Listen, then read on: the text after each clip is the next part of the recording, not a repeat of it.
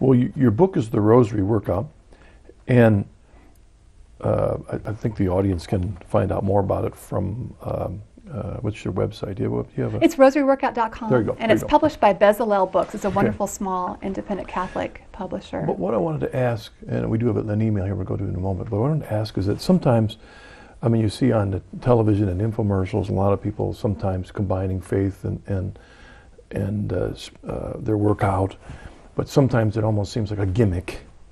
But which is, you know, the book by Kevin Vos, yes, and yours, I think, to me, really though emphasize that there's not a separation between our physicalness and our spiritualness. No. That's called Gnosticism. Yes, exactly. That really, this idea of becoming whole and holy is we are all one person, yes, and they're connected. Yes, the Catechism teaches that the body is so linked to the soul as to be a form of it. And we're given bodies as gifts of God. We're stewards of our bodies. And, you know, within your own limitations, of course everybody has their own limitations, but we need to care for our bodies, you know, through regular exercise and healthy eating so that we can become the best instrument that God can use for our vocation. And the Rosary, this is not just a gimmick, this is a journey, because the Rosary, as Pope John Paul II talks about, is a school, the school of Mary. And you start out by learning, and I worked this book along those lines, you start out by learning the basic prayers. You know, that's how I was stuck in that form for many years. In fact, in my adulthood, I had to look up the mysteries of the Rosary because I'd forgotten them. And it was funny, I was watching EWTN with my children one day. I turned it on, and the Rosary, it's that wonderful Rosary with the young girls in the meadow. And I love that. It's been with EWTN a long time. Yes, and the artwork, it's beautiful, beautiful. Yep. And so, what time is that on? You know, and I'd start to watch it every day. And then they played the Luminous Mysteries.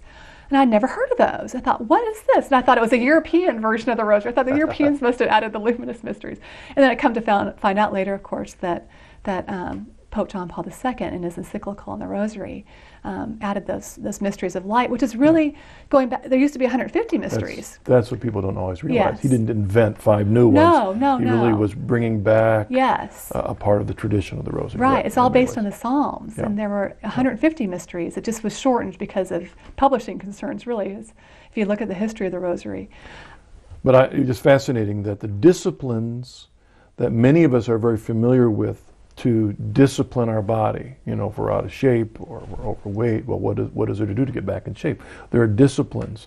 Well, Yes. they parallel the spiritual disciplines. Exactly. They really do, and it's the same God that created us whole, and we can learn from our spiritual disciplines the same way that we have to discipline our will. I mean, they're very same muscles in a way that you use, spiritual as well as physical.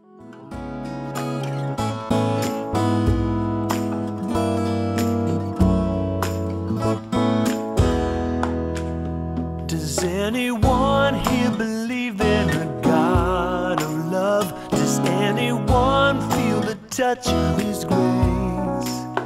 Does anyone want a glimpse of the mystery? I do, I do, I do. Does anyone ever struggle with darkness? Does anyone want to turn on the light? Does anyone have a hunger for goodness? I do, I do, I do. Oh, lift me up to extraordinary life. Oh, wake me up so I don't miss it. Does anyone want to lighten their heavy heart? Does anyone want to heal their soul? Does anyone here want to know Jesus? I do, I do, I do, I do, I do.